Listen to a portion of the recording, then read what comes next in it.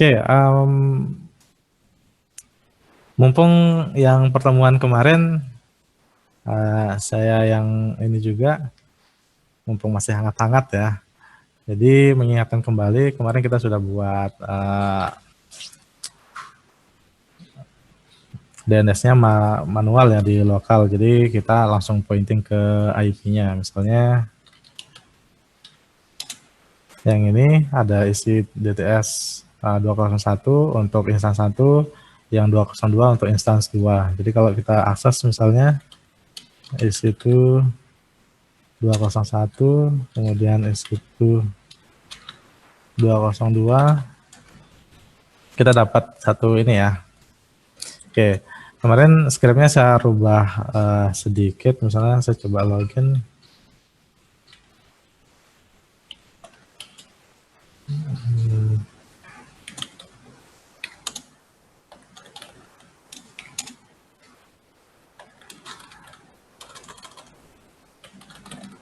Ke 201.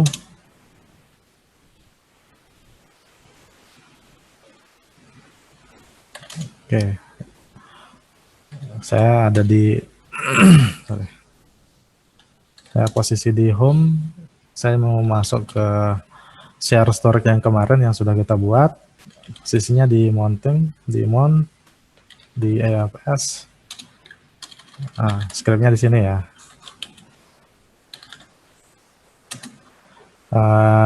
Ini isinya, jadi di print variabel yang ada di servernya, variabel global untuk Apache. Kemudian ini saya ingin menampilkan server adminnya. Ini ada di pengaturannya, kalau mau lihat ada di pengaturan Apache. Nah, di sini. Jadi ini yang kita rubah. Jadi server admin ini bisa kita rubah apapun.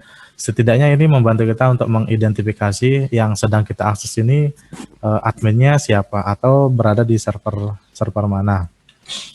Oke, kalau misalnya ini kita reload yang 201 pertama, adminnya EC2 DTS 201 ya. Ini adminnya webmaster at EC2 DTS. Kemudian kalau kita akses 202-nya, dia akan menampilkan yang 202 ya. Berarti ini jalan di web server yang berbeda, tapi dia mengakses satu file yang sama. Jadi indeks PHP yang sama. Isinya scriptnya sama, tapi karena diakses dari dua server yang berbeda, itulah kenapa di sini dimunculkan server admin yang berbeda juga. Oh, salah, ini satu. Oke, ini satu, ini dua.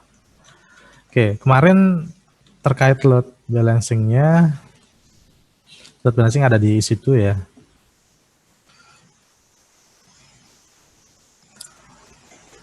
Oke, ada di bawah. Jadi kita bisa buat load balancing baru. Seperti ini kemarin saya sudah coba buat, atau buat baru aja. Nah, di sini ada beberapa opsi. Jadi yang mau kita balance itu apakah dari sisi load aplikasinya atau dari sisi networknya. Atau kalau yang versi sebelumnya, versi klasiknya juga disediakan. Jadi tiga-tiganya di support. Tapi kalau misalnya kita cuma butuh untuk aplikasi, berarti cukup yang HTTP biasa ya. Kemudian ini tidak kita simpan nanti.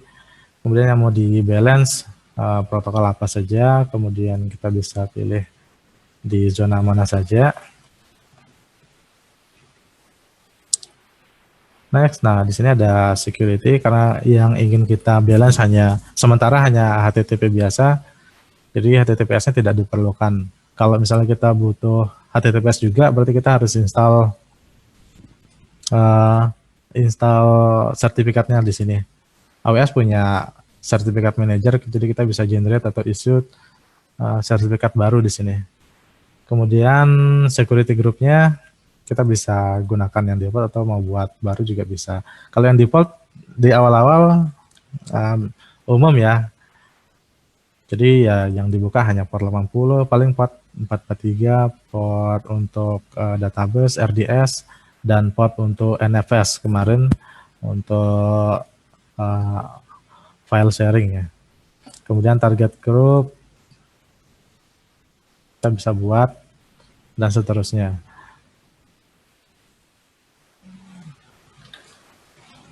Oke, kemudian di sini ada health check ya. Jadi di sini kita diminta untuk menentukan target karena nanti load balancingnya perlu mengecek instance kita. Jadi kalau kita buka ini, kalau di scriptnya ada enggak ya? Misalnya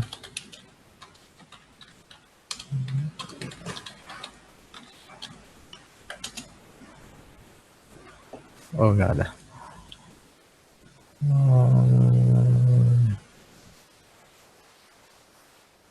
Ya. Atau di sini dah. Biasanya di sini ada.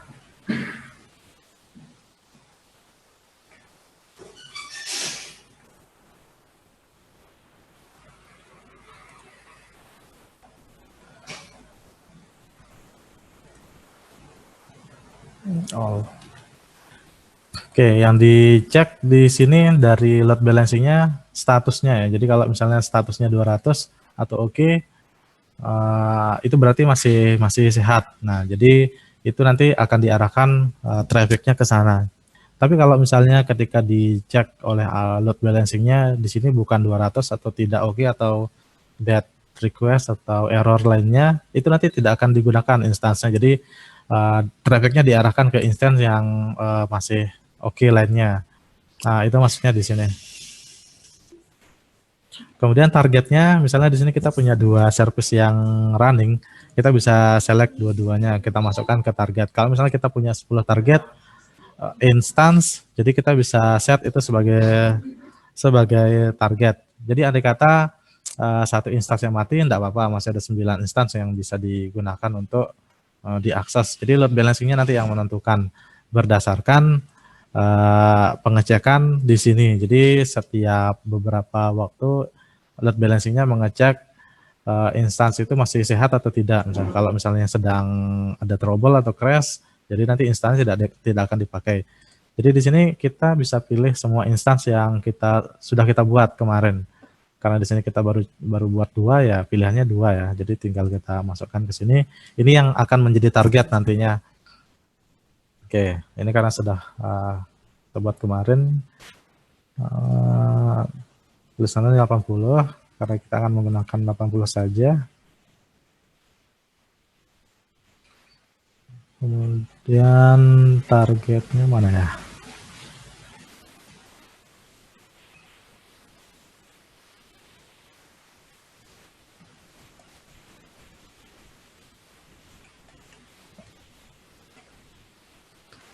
Karena dimunculkan. Intinya dua-duanya kemarin sudah saya masukkan. Nah, kalau misalnya ini sudah selesai, kita diberikan DNS untuk mengakses ini. Jadi kita bisa coba akses menggunakan load balancing. Jadi ini domain baru yang kita diberikan oleh AWS untuk melakukan load balancing. Oke, ketika kita akses pertama kali, kalau kita perhatikan di pesan errornya, oh ternyata ini yang diakses dari instance yang pertama 201. Mari kita akses lagi beberapa kali. Oke, beberapa kali kita akses dia berubah lagi ke server yang kedua, ke instance yang kedua. Jadi begitu kita akses URL yang sama, itu nanti aksesnya tidak hanya fokus di satu instance, melainkan dia akan diarahkan ke instance mana saja yang belum banyak trafficnya atau yang sedang nganggur atau yang lain sebagainya. Jadi load balancing fungsinya di situ. Jadi kita nanti akan diberikan akses ke instance mana saja yang diperlukan. Kalau misalnya satu instance sedang mati, nanti yang mati itu tidak akan digunakan ya di load balancing.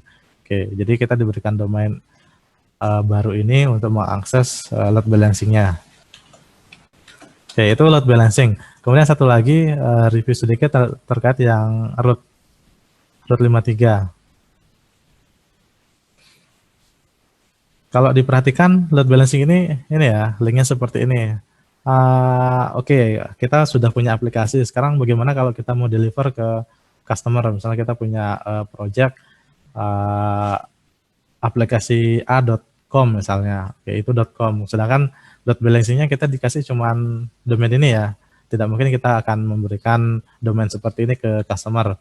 Nah, di situ fungsinya root 53. Di sini kita punya dua opsi, kita bisa mendaftar di sini register domain, jadi nanti kita bayarnya di sini, kita nyari domainnya di sini.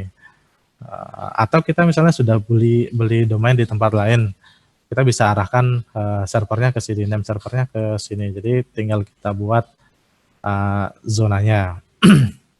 Misalnya kita punya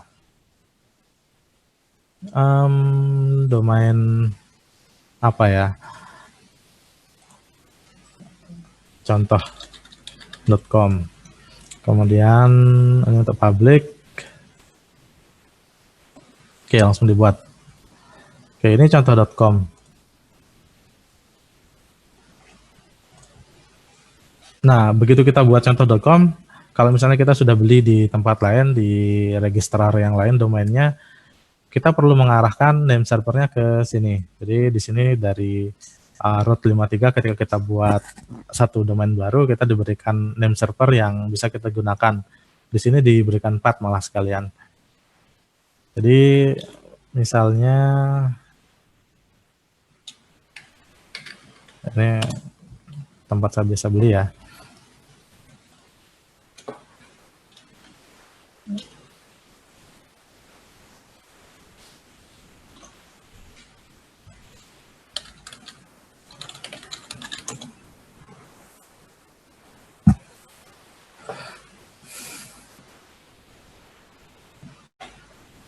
Oke, misalnya kita beli di sini, kita misalnya monrenjani.com. Ini kemarin sudah saya beli, kemudian untuk name server kita bisa modif, kita isi yang sudah diberikan. Tapi di sini tidak yang barusan kita buat ya. Contohnya di sini. Oke, ini kemarin yang sudah bukan kemarin sih, tadi pagi. Yang tadi pagi sudah saya coba buat, isinya hanya ini. Mana dia? Oh ini. Oke, ini ya. Jadi ini saya sesuaikan di sini. Jadi nanti begitu diakses monrenjani.com, mestinya dia akan mengarah ke root 53 sekarang. Oke, sekarang pertanyaannya bagaimana menentukan domain ini ke load balancing yang sudah kita buat. Jadi di sini kita punya diberikan mana dia pilihan. Ini siapa saja? Oh malah hilang deh. Oke, saya buat baru. Jadi kemarin mungkin sudah dijelaskan. Jadi root 53 itu kelebihannya ada beberapa fitur di sini, jadi dia bisa mengatur beban ke beberapa instance, atau dia bisa mengatur berdasarkan geolokasinya. Jadi kalau misalnya yang akses di region berbeda, nanti akan diarahkan ke instance yang sesuai regionnya misalnya. Kemudian berdasarkan latensi, kalau misalnya beberapa instance ada yang terdeteksi latensinya tinggi, nanti diarahkan ke yang lebih rendah ya latensinya, sehingga nanti aksesnya juga cenderung lebih cepat. Kemudian failover, kalau misalnya satu instance mati, diarahkan ke instance yang lainnya, dan seterusnya. Kita coba yang simple aja, yang biasa. Kemudian kita perlu define record yang baru. Untuk IP atau misalnya di server kita diberikan satu IP, kemudian kita punya domain, biasanya kita membuat record yang jenisnya A ya, A record, itu fungsinya untuk mengarahkan ke IP. Di sini juga sama, misalnya ini kita kosongkan, maksudnya agar domain utamanya mengarah langsung. Kemudian kita pilih load balancing. Di sini untuk aplikasi, kemudian kita pilih region. Di sini regionnya kita sesuaikan dengan load balancingnya. Dia ada di region mana. dan tapi saya ingatnya di US I1 ya. Nah, kita pilih langsung ini ya. Kemudian AE record.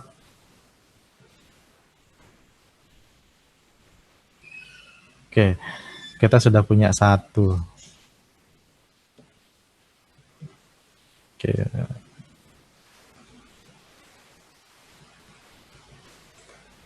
Loh, mana dia?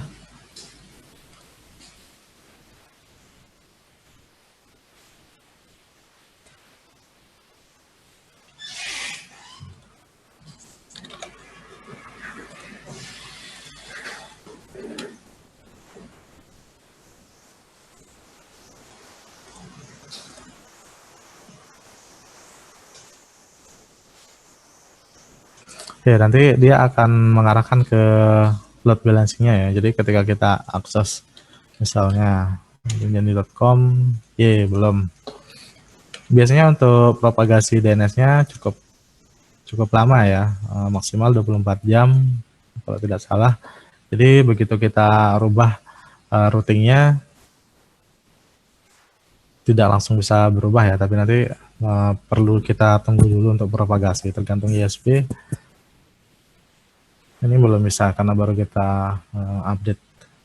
Tapi kurang lebih alurnya seperti itu kalau kita mau menggunakan route 53, kemudian dikombinasikan dengan load balancing.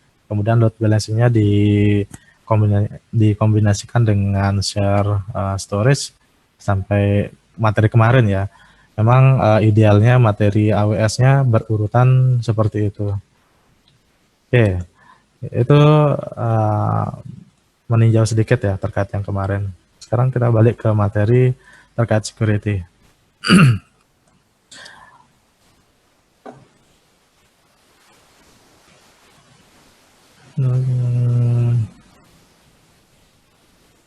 Oh, balik ya posisinya.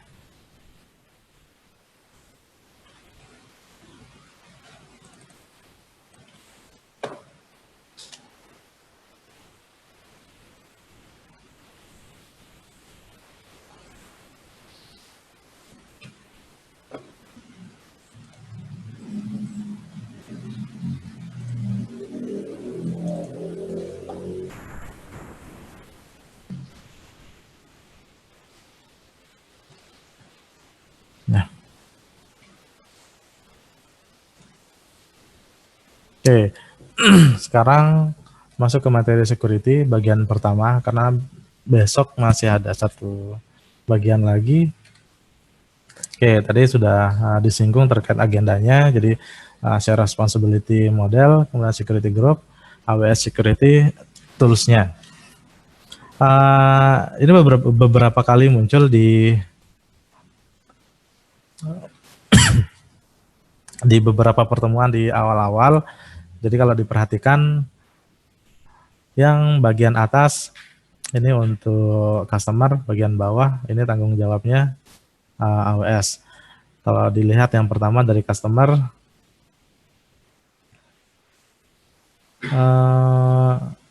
itu fokus di aplikasi dan konten.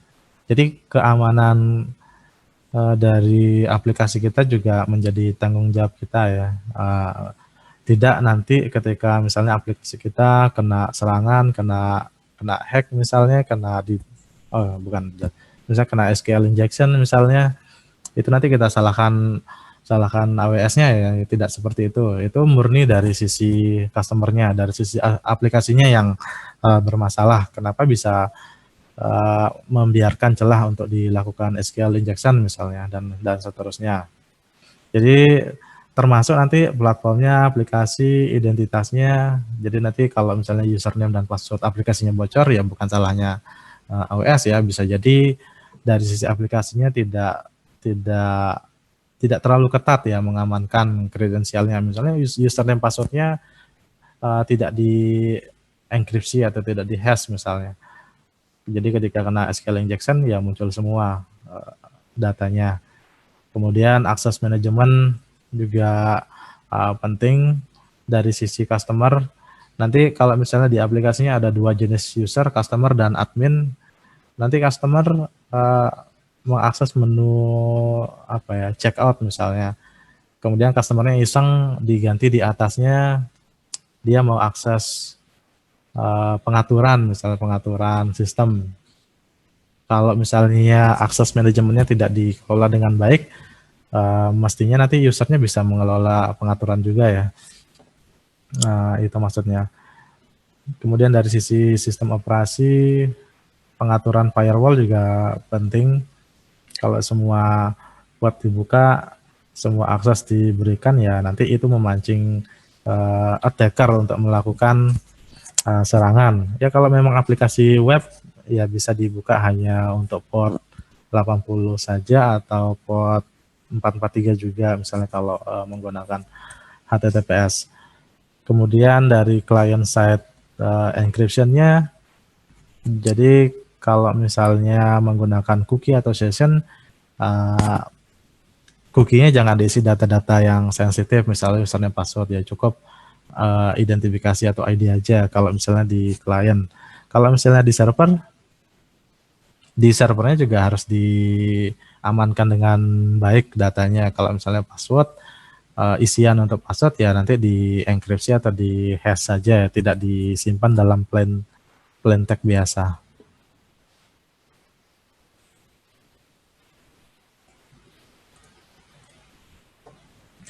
Oke, itu dari sisi user. Kalau dari sisi AWS, jelas ya tanggung jawabnya.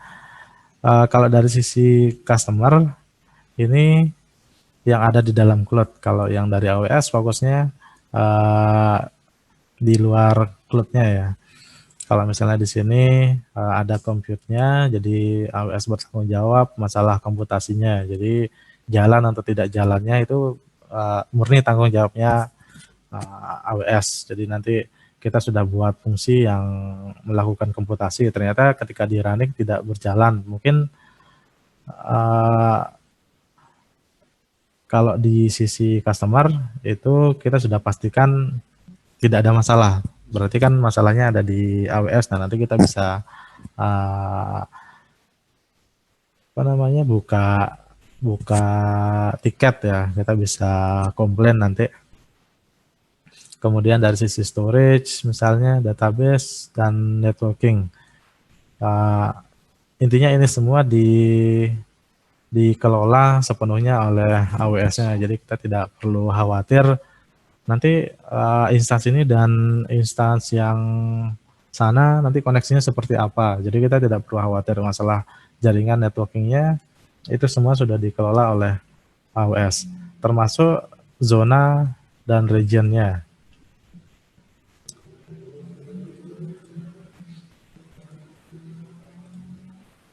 Oke, dari AWS juga untuk fisiknya kurang lebih seperti ini ya. Jadi mereka punya staff yang berjaga 24 jam dalam 7 hari. Ya setiap hari lah.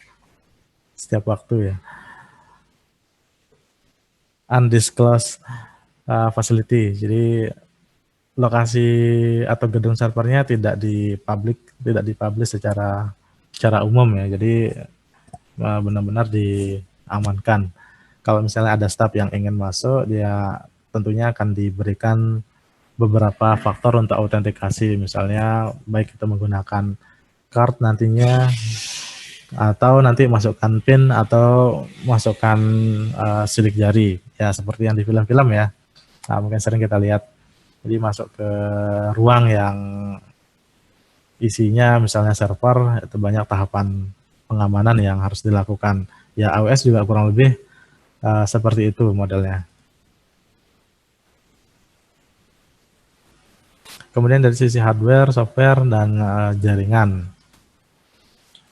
dia melakukan otomatisasi untuk proses pergantiannya. Jadi kalau misalnya sedang ganti server,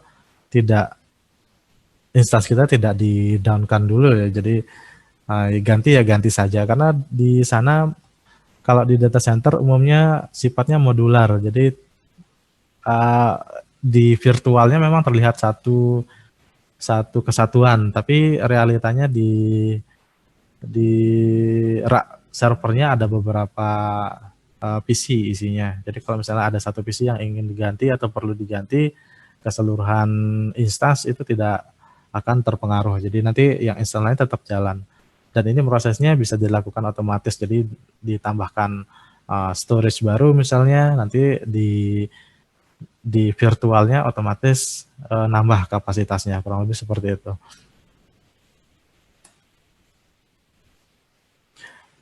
Kemudian merekam semua percobaan akses, baik itu gagal maupun yang berhasil. Kalau misalnya dari kita misalnya sedang ingin mengakses server kita, kemudian lupa password, kemudian muncul pesan gagal, nanti di AWS punya recordnya. Jadi nanti kalau misalnya kita ingin komplain, AWS kok saya mau login gagal terus nih, nanti kita dikasih lihat lognya, oh ini loh Bapak salah password misalnya. Jadi mereka juga punya lognya setiap akses ke server ya. Jadi untuk jaga-jaga case seperti itu. Kemudian mereka juga menerapkan firewall. Jadi jelas dari sisi sini juga mereka mengimplementasikan firewall juga untuk akses di networkingnya. Kalau dari customer, ini fokus di masing-masing instance. Tapi kalau dari AWS-nya itu mengimplementasikan firewall secara keseluruhan.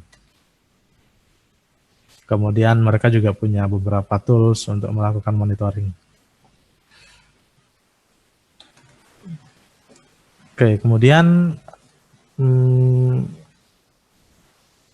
di sini mengamankan traffic dengan security group. Jadi beberapa kali dalam hands-on itu kita sering menggunakan security group ya. Maksudnya apa sih security group? Jadi ya bisa diasumsikan sebagai di sini kalau di AWS menyebutnya sebagai virtual firewalls. Jadi pengamanan tambahan kalau misalnya kita punya sekian, ada 10 instance. Jadi instance 1 sampai 3 itu yang dibuka hanya port 80, kemudian dari 4 sampai 10 yang dibuka hanya port 443. Jadi kita punya dua role misalnya.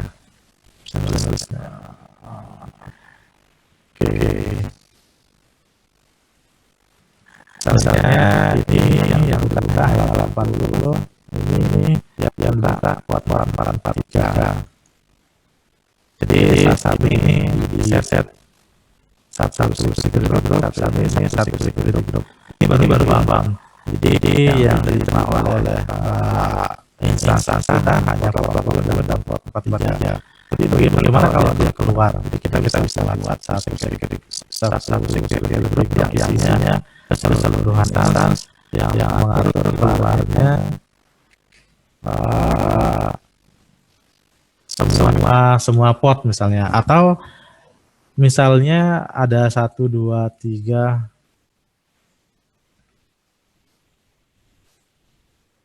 kok enggak nyaman ya nulis pakai mouse. Oke. Bisa connect ke Zoom? Gimana caranya? Nanti. Ya. Ubuntu. Oke. Misalnya seperti ini ya, ada dua security group, 1, 2, satunya port 80, satunya 443.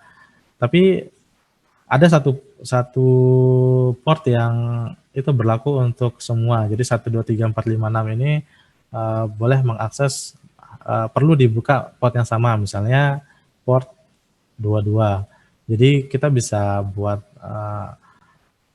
hal semacam ini secara fleksibel, misalnya 1, 2, 3 port 80 dan 22, kemudian 456 port 443 dan 22 misalnya yang kebuka.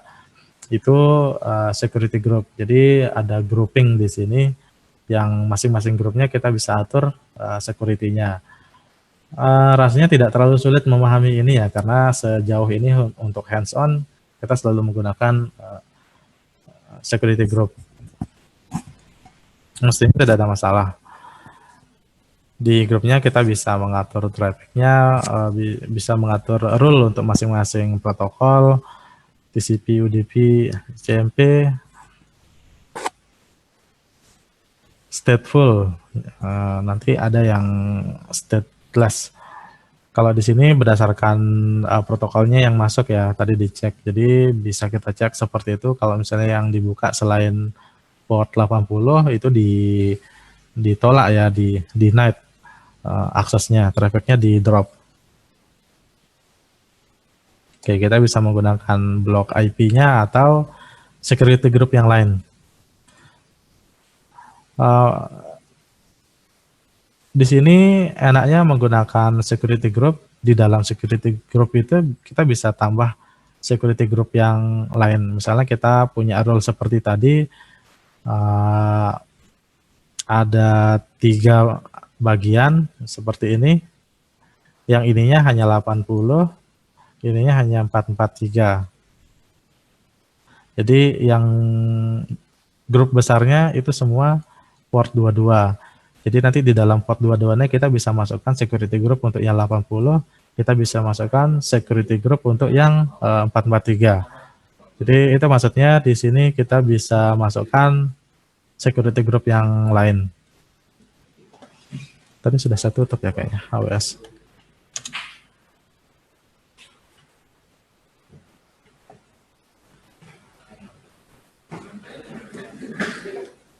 Oke, lanjut dulu, nanti saya coba tunjukkan.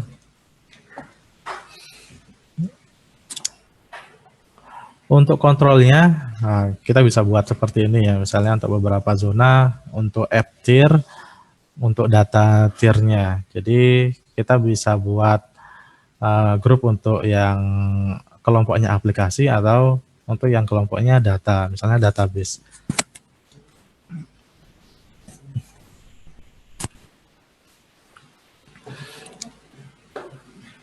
Oke. Mungkin ini juga sering kita temukan ya, ketika kita membuat security group yang baru, dia secara default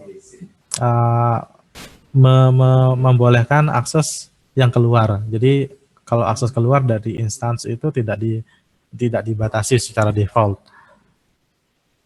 Jadi secara default dia membolehkan semua traffic yang keluar ke semua destinasi.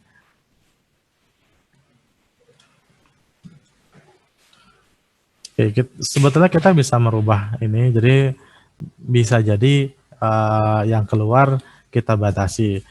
Ada beberapa case yang membuat kita perlu membatasi traffic yang keluar dari instance. Misalnya kita ingin jaga-jaga kalau misalnya instance kita terkena virus, terkena malware, kita tidak ingin instance kita menjadi bot ya, botnet. Jadi nanti di case di slide berikutnya ada DDoS, ada DOS biasa, ada DDoS distributed, denial of service. Jadi distributed itu menggunakan instance korban-korban lainnya untuk melakukan DOS secara masif. Jadi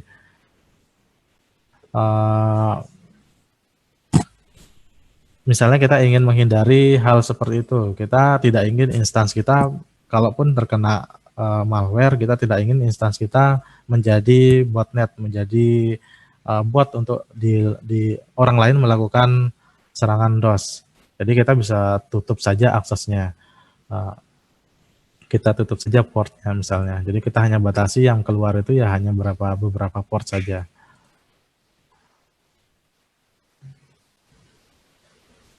Ya, beberapa organisasi membuat rule-nya untuk spesifik ya, misalnya untuk web satu security group, untuk app satu security group, untuk data satu security group. Jadi kalau misalnya nanti kalau misalnya ditempatkan di satu region itu mestinya tidak ada masalah karena masing-masing kelompok ini punya grupnya masing-masing, jadi tidak akan saling apa ya, tidak, kemungkinan tidak akan terjadi intervensi antara beberapa kelompok ini dari sisi trafficnya.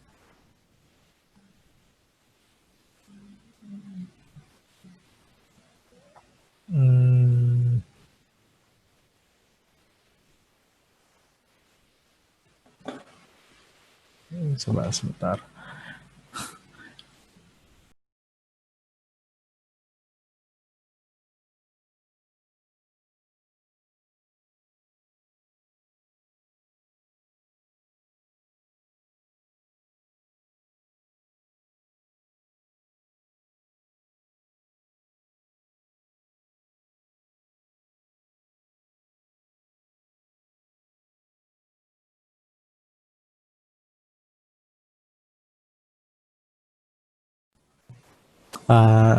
Sebentar ya, saya coba.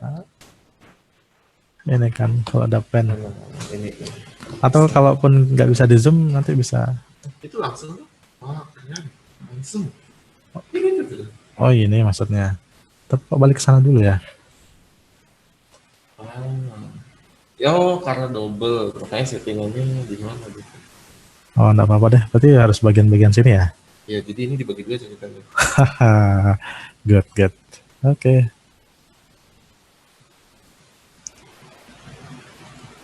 Ini klik-klikannya untuk apa? Itu biasanya bisa untuk klik kanan, cuma harus disetting dulu biasanya kan, tombol-tombol itu harus disetting dulu. Oke, nggak apa-apa lah. Kalau yang itu nanti saya manual aja. Oke, menarik. Oke, lanjut ya.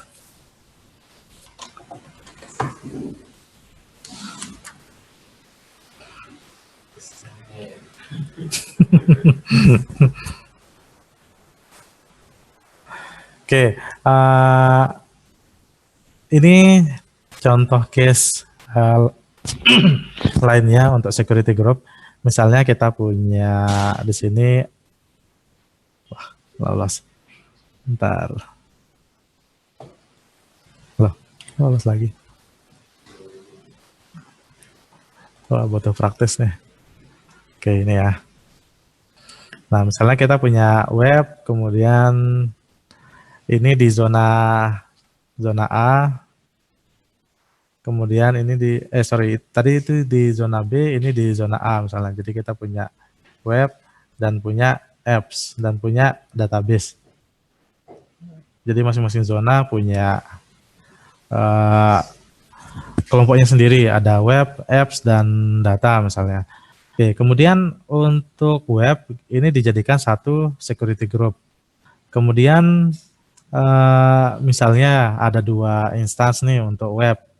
Kita ingin ketika diakses dia bisa share. Jadi kita bisa menggunakan load balancing. Jadi agar tidak trafficnya tidak terfokus di satu instance saja, kita bisa gunakan ELB ya kalau di AWS seperti ini. Jadi masing-masing web punya ELB, kemudian apps punya ELB. Wah, lanjut.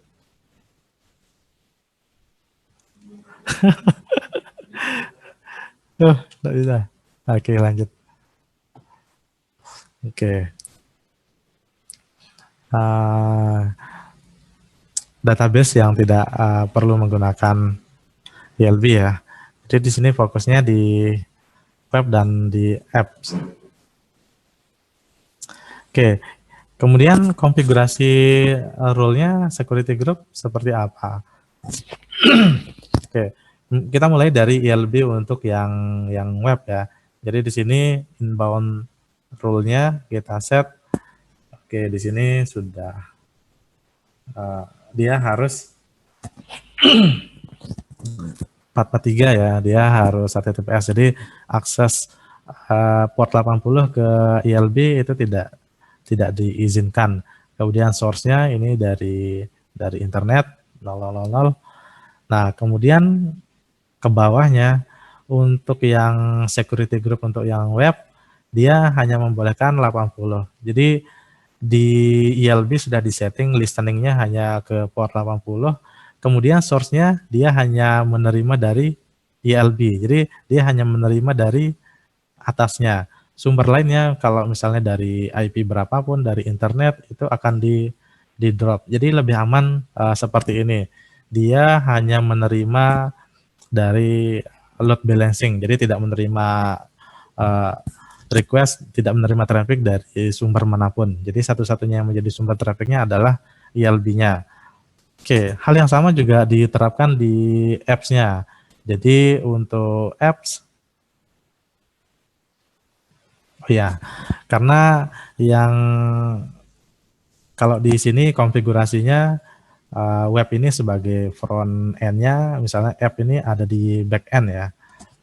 Jadi web ini berkomunikasi dengan apps di sini, misalnya apps service untuk pembayaran, service untuk order dan lain sebagainya. Tapi yang menjadi front end-nya di web ini, jadi tampilan depannya di web ini ya. Jadi nanti app ini hanya sebagai service-nya. Kemudian ke bawahnya untuk app juga diberikan load balancing. Ternyata yang punya perusahaan ingin apps-nya ditempatkan atau disimpan di beberapa instance. Kemudian bagaimana agar traffic-nya bisa didistribusikan secara merata, ya nanti menggunakan ELB juga. Kemudian ELB di sini di set inbound-nya hanya menerima dari yang web. Jadi traffic dari selain yang web itu akan di drop. Kemudian sama seperti yang di atas, app ini hanya menerima traffic dari ELB. Kemudian baru untuk database, untuk untuk data dia hanya boleh menerima traffic dari apps. Jadi kalau misalnya ini database, ya koneksinya hanya dibolehkan dari apps. Jadi kita misalnya dari luar ingin connect langsung ke database-nya, itu tidak boleh, tidak bisa, karena di sini source-nya sudah disetting hanya dari apps. Best practice untuk membuat security group seperti ini memang banyak diterapkan ya. Tapi kadang-kadang terlalu aman juga terlalu menyusahkan ya. Contohnya tadi kita mau mengakses database saja, misalnya mau ngecek data apa langsung itu tidak bisa. Ya memang aman itu berbanding terbalik dengan kenyamanan ya, itu fakta umum. Iya.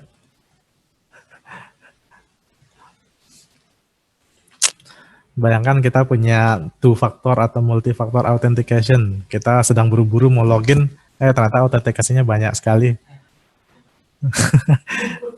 Menyusahkan malah. Tadi saya mau cari security group.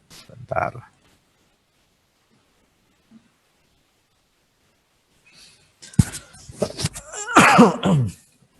Oke. Selain security group, di sini juga di AWS punya ACL ya, access control list-nya. Jadi ini sifatnya hanya opsional. Mana tadi? Kita bisa gunakan. Jadi lebih bersifat statis ya, karena kita harus menentukan daftar IP berapa yang dibolehkan dan seterusnya. Itulah tadi dikatakan kalau sebelumnya stateful berdasarkan set, kalau di sini stateless. Jadi tidak berdasarkan dia mengakses port apa, dia boleh masuk. Dia mengakses port sekian, dia tidak boleh masuk. Jadi stateful-nya di sana. Kalau ini tidak peduli dia mau mengakses port berapapun. Dia kalau misalnya masuk ke daftar yang tidak dibolehkan, itu langsung di drop. Jadi ini agak jarang ya digunakan. Bisa digunakan kalau misalnya dibutuhkan.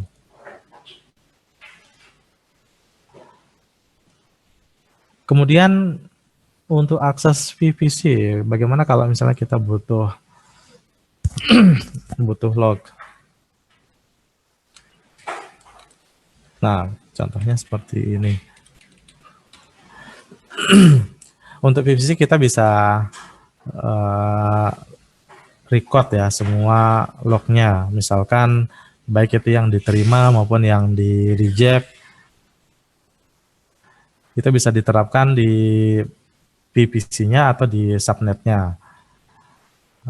Kemudian lognya kita bisa pantau di CloudWatch namanya, service-nya AWS juga.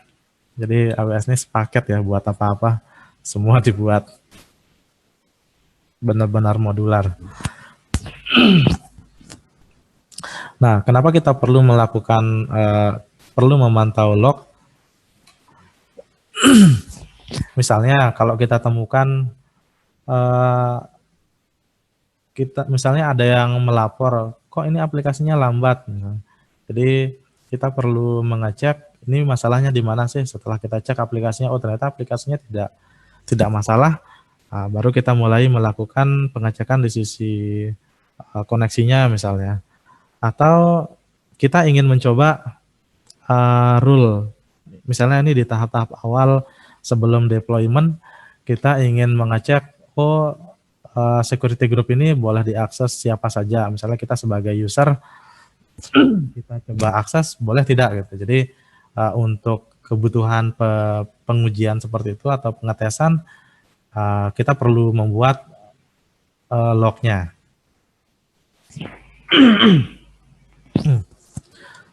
Kemudian untuk trafficnya, kalau kita misalnya butuh untuk melakukan monitoring terhadap trafficnya, kita bisa buat juga lognya. Kemudian untuk investigasi, ini biasanya after incident response, setelah terjadinya serangan biasanya. Jadi kalau misalnya ada yang ingin melakukan forensik, kita bisa berikan lognya. Jadi nanti si analisnya bisa mengecek dari log yang ada di service AWS. Jadi ini beberapa case yang perlu untuk menggunakan log ya. Oke. Untuk skenario-nya bisa seperti ini. Jadi kita bisa menggunakan CloudTrail-nya. Kemudian datanya disimpan ke atau dilempar ke S3, bisa juga seperti itu.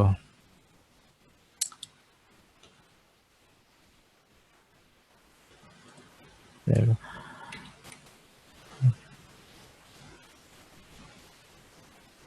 Ini kita coba hindari beberapa eksploitasi terhadap sistem keamanan yang sering terjadi. Yang umum atau yang paling mudah sebetulnya mulai dari DOS, denial of service. Ini baru DOS.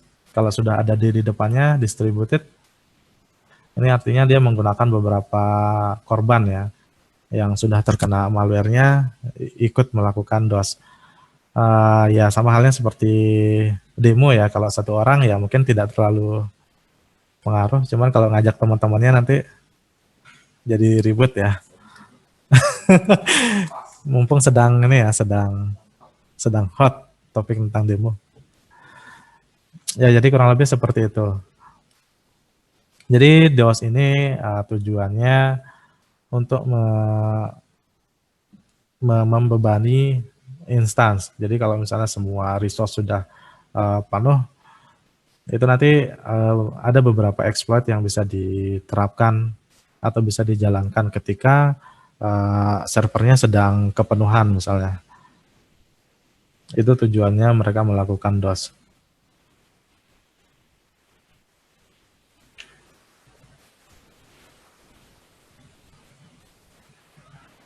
Nah, untuk DOS sendiri itu sifatnya share responsibility. Jadi ada dua pihak yang bertanggung jawab antara AWS dan kita sendiri ya yang punya aplikasinya.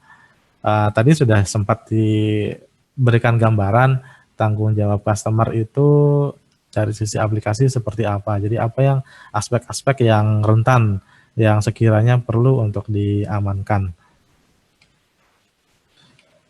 Oke, ini masukkan langsung. Oke.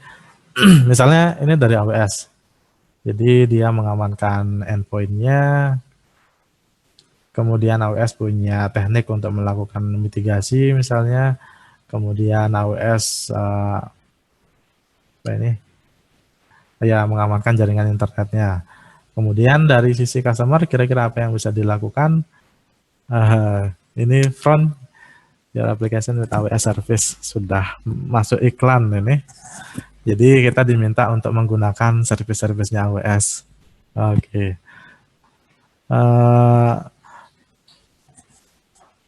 Jadi dikurangi untuk mengekspos resource-resource yang kita gunakan. Jadi tidak ini ya, tidak perlu kita umbar infrastruktur kita seperti apa di AWS. Karena nanti kalau misalnya ketahuan, oh nanti malah service salah satu service itu yang bisa diserang misalnya.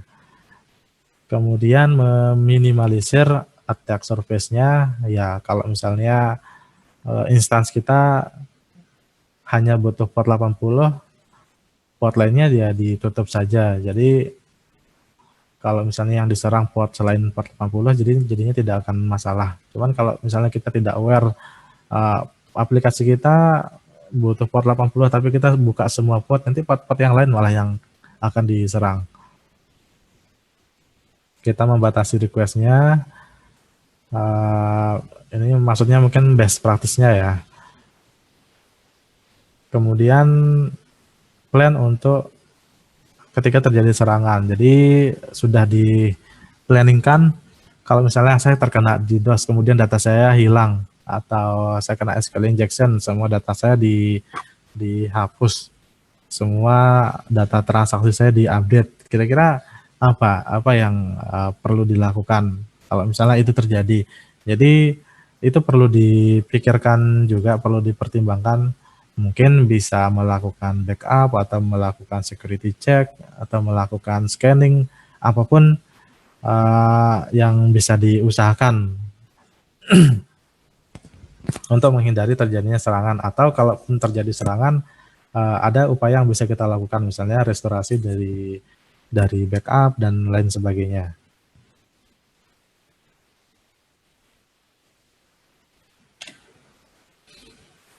Oke, ini contoh ketika terjadi DOS ya. Kalau misalnya infrastruktur kita seperti ini, kalau diperhatikan di sini DOS-nya masuk ke WAF dulu. Kalau customer langsung di routing di root 53. Jadi kalau DOS-nya dia akan difilter di sini dulu. WAF ini web application firewall-nya. Jadi sebetulnya ini service dari AWS Shield ya. Nanti di slide berikutnya ada AWS Shield. Ada firewall untuk aplikasi, bisa nulis deh. Jelek. Web Application Firewall ya, WAF. Nanti akan bisa kedetek di sini DOS.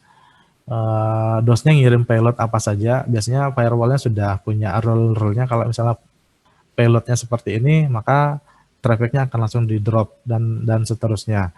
Jadi tidak terlalu terbebani yang masuk ke sini. Oke, kalau misalnya di sini sudah masuk, kalau customer dia masuk ke routingnya dulu, baru dicek lagi di firewall-nya. Karena ada kemungkinan dua serangan, DOS-nya nanti menggunakan mesin secara otomatis atau malah DOS-nya dari sisi human-nya, jadi dia melakukan perintah banyak sekali misalnya, itu pun nanti harus difilter juga di WAF-nya, di firewall-nya. Kemudian setelah itu masuk ke CloudFront-nya. CloudFront ini semacam CDN ya, Content Delivery Network-nya. Jadi kalau misalnya diakses di region mana, nanti itu yang akan di delivery yang terdekat dengan region tersebut. Oke. Kemudian masuk ke load balancing. Oke. Jadi kalau misalnya kelebihan trafficnya sangat banyak, ya nanti didistribusikan ke instance yang sudah disediakan. Jadi di sini kita bisa lihat ada beberapa tahapan keamanan yang bisa diupayakan. Misalnya kita sudah bisa menerapkan WAF-nya, kemudian CloudFront-nya, belum lagi kalau misalnya CloudFront-nya sampai tembus, ya masih ada YLB-nya yang akan mendistribusikan trafficnya sampai nanti ini bisa aman ya. Ya, kira-kira skenario-nya bisa seperti ini untuk DDoS.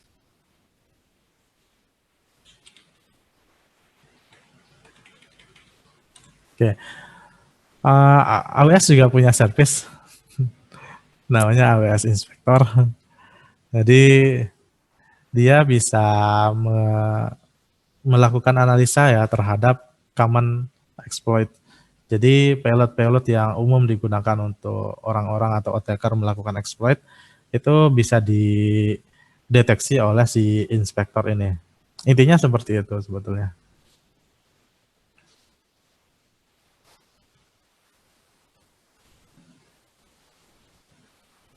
Oke, di sini ya sama seperti yang tadi ya.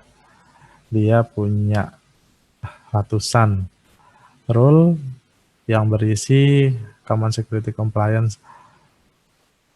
Jadi standar-standar utama dalam keamanan itu nanti isinya seperti itu. Jadi misalnya pengaturan A harus harus ini misalnya.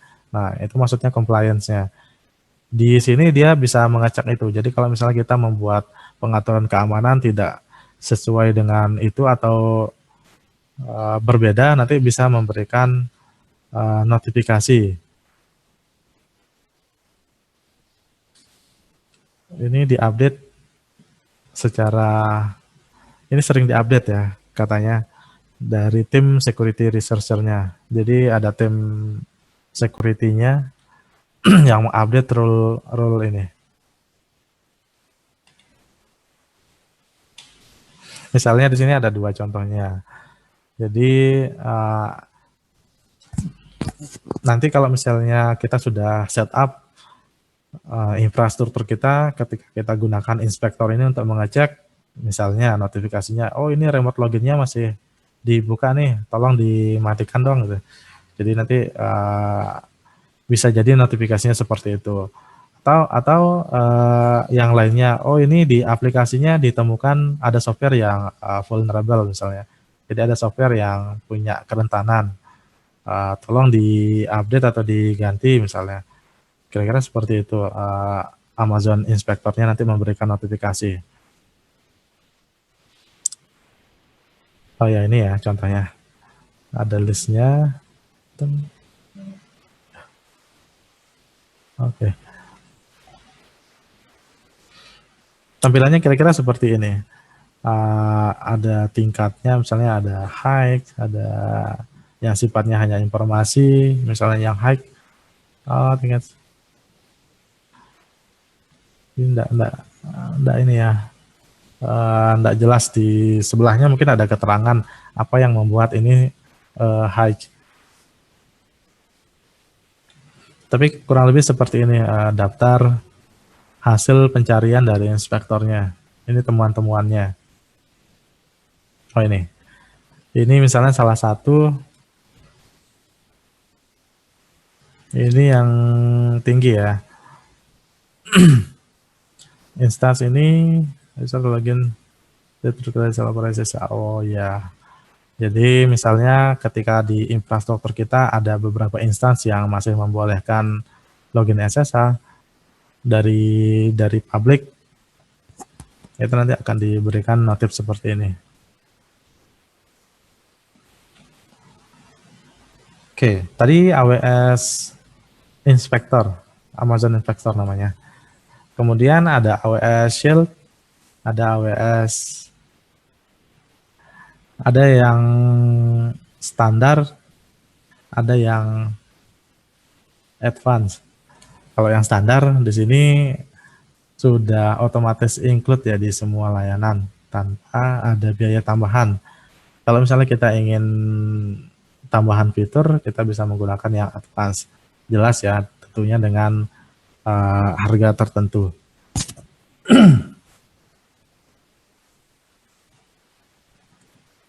Oke. Oh ya. Oke. Kalau di AWS ini fokusnya hanya di DOS saja ya.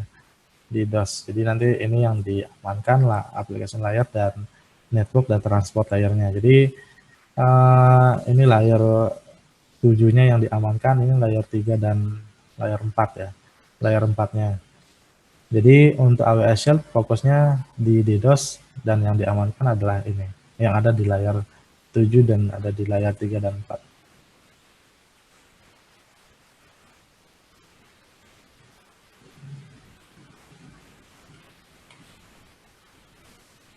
Ini yang standar. Kalau kita butuh yang advance, nanti dia bisa cek ini. Dia di aplikasi bisa SQL injection-nya yang dianalisa, bisa dicek. Wah, malah nih social engineering-nya yang dicek bisa ya. Oke, dia bisa mengetahui ada data sensitif yang terekspos misalnya. Kemudian dia bisa mendeteksi aplikasi yang sering digunakan untuk melakukan exploit. Kemudian yang lainnya bad bots.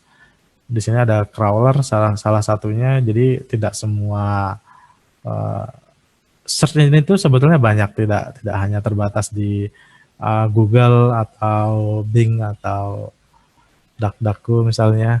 Jadi ada sangat banyak search engine. Tapi masalahnya tidak semuanya bisa dipercaya.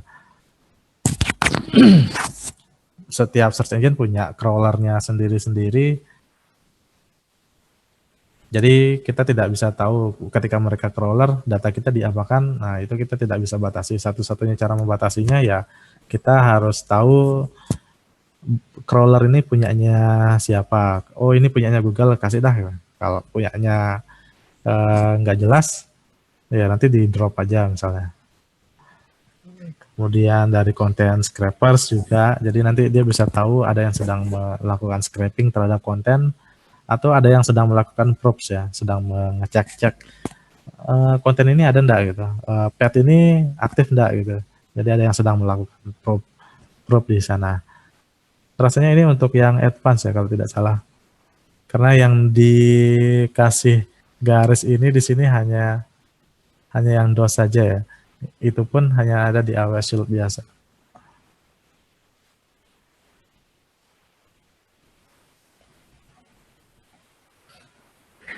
Oke, keuntungannya ya jelas ya, karena punyanya AWS ya integrasinya juga sangat memungkinkan. Kemudian always on detection and mitigation, itu. Kemudian terjangkau, ya mungkin relatif ya. Sejutanya si A dan si B mungkin beda, tapi tetap di sini dikatakan terjangkau. Kemudian fleksibel, ya rata-rata memang service di AWS ini fleksibel ya, sangat customizable. Jadi tidak hanya terfokus di satu settingan. Kalau misalnya kita butuh penambahan storage atau penambahan memori, bisa kita lakukan dengan mudah. Oh, ini tadi AWS Shield yang standar, dia fokusnya hanya di layar 3 dan 4, layar 7. 3 dan 4 kalau dari OSI di transport dan network ya. Kalau 7 itu di sisi aplikasinya. Jadi ini yang bisa ditangani di sisi network, kemudian di sisi aplikasi dia menggunakan WAF. Dan layanan lainnya yang sifatnya pay as you go. Itu yang kalau yang advance.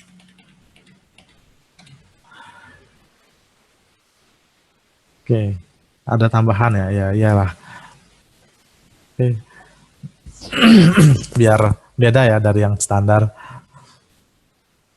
Kemudian ya kalau yang tadi hanya DDoS attack, tapi kalau yang advance, yang large ya, yang DDoS attack yang sangat besar, sebesar apa ya?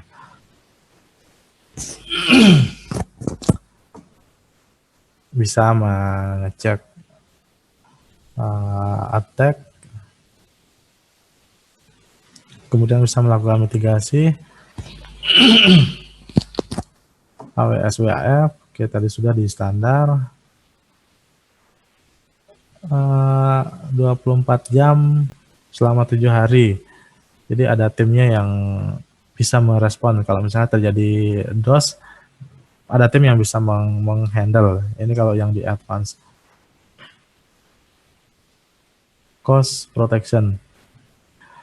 Oh iya, di sini ya. Scaling cost. Jadi DOS itu dampaknya tidak hanya terhadap sistem sebetulnya.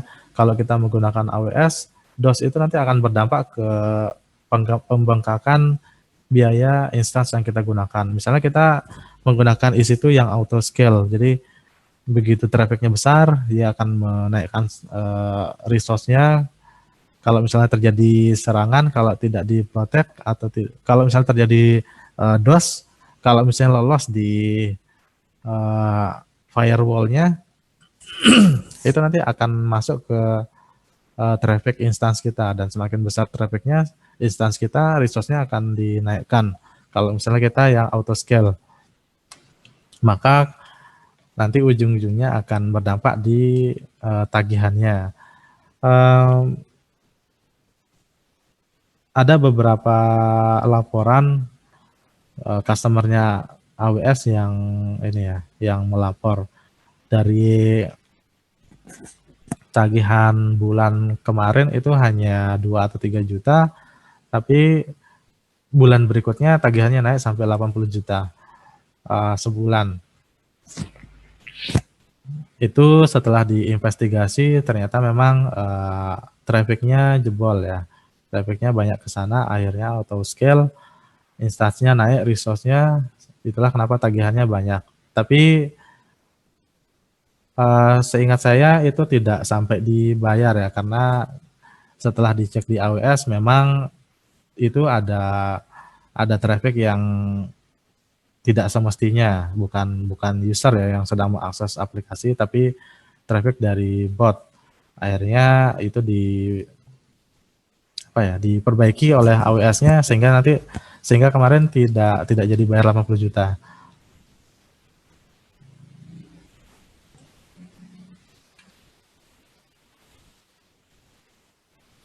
Ada juga GuardDuty.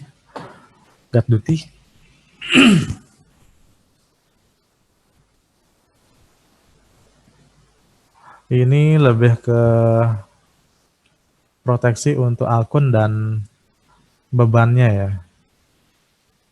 Jadi kalau tadi lebih ke aplikasinya dan trafficnya, tapi kalau yang ini lebih ke arah akun dan bebannya. Oke, hanya berbeda di fokusnya.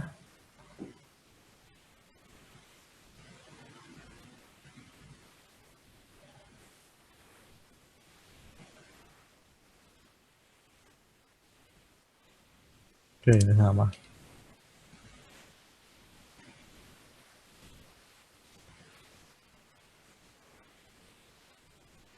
Ya.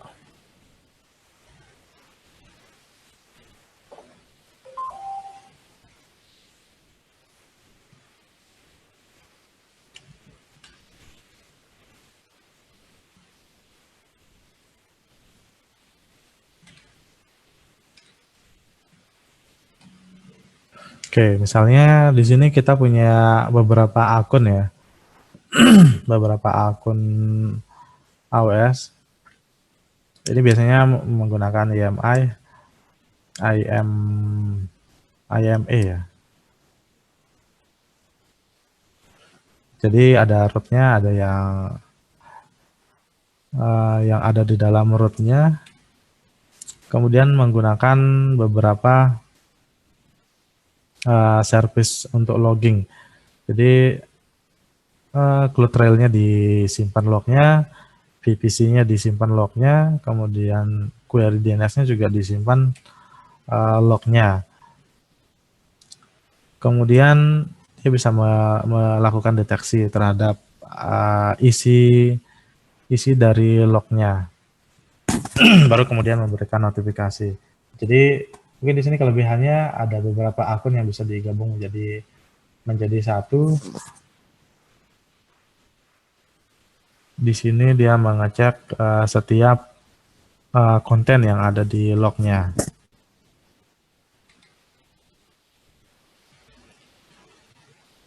Nah, ini contohnya. Misalnya temuannya ada seperti ini. Itu model notifikasinya.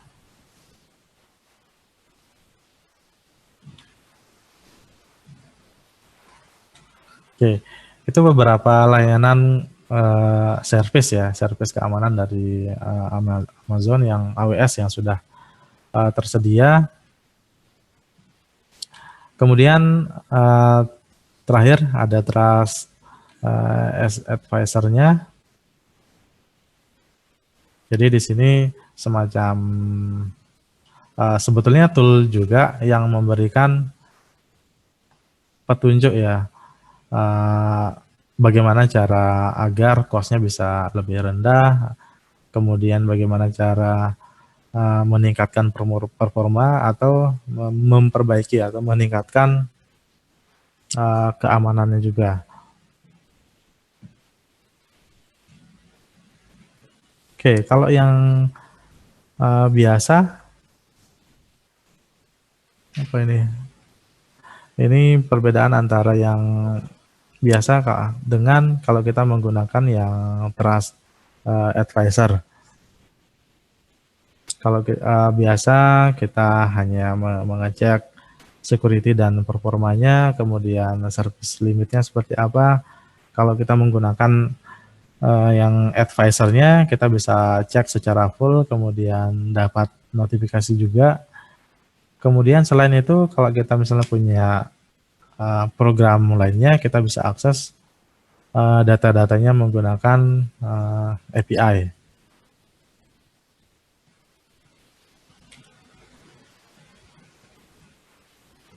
Habis ya.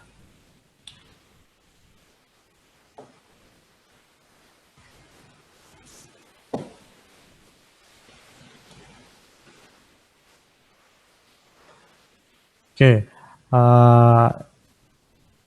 security, oh ya tadi ya. Itu semua tools untuk security yang disediakan oleh AWS. Sampai sini ada yang ingin ditanyakan dulu?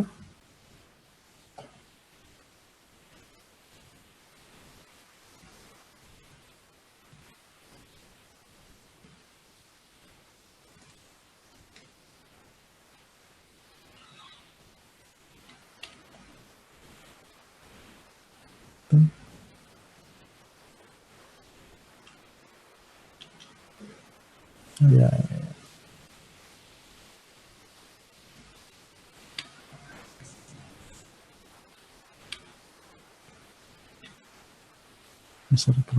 ya. Oke, ini bagian pertama ya. Besok besok pagi itu masih ada terkait user dan grup, kemudian ada IAM dan ada rule ya. Kenapa ini penting? Karena kalau misalnya ini tidak dikelola dengan baik, misalnya satu akun IAM diberikan akses untuk membuat atau menghapus instance, maka itu berbahaya juga ya. Umumnya memang di perusahaan diberikan sesuai posisinya. Kalau misalnya hanya sebagai admin, ya nanti diberikan untuk akses monitor saja misalnya. Kalau misalnya sebagai developer atau maintainer, baru diberikan akses untuk membuat atau mengelola instance misalnya. Kurang lebih seperti itu, yang mirip-mirip dengan apa ya, yang ada level akses seperti itu.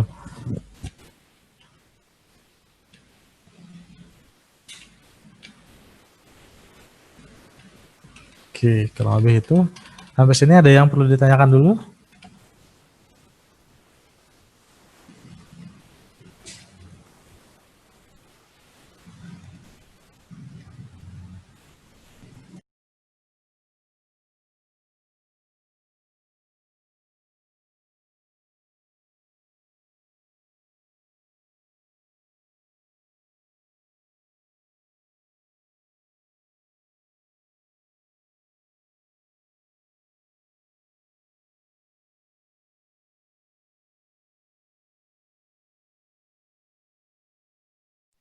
Saya rasa sudah cukup, Pak. Masuk suara saya? Udah cukup mungkin, jangan lupa untuk absensinya. Tadi udah dikirim linknya dan waktunya emang sudah ini sih. Tadi kita telat 10 menit, sekarang udah 9.40, saya rasa pas deh. Itu cukup jelas ya untuk security emang seperti itu dan besok masih ada lanjutannya lagi.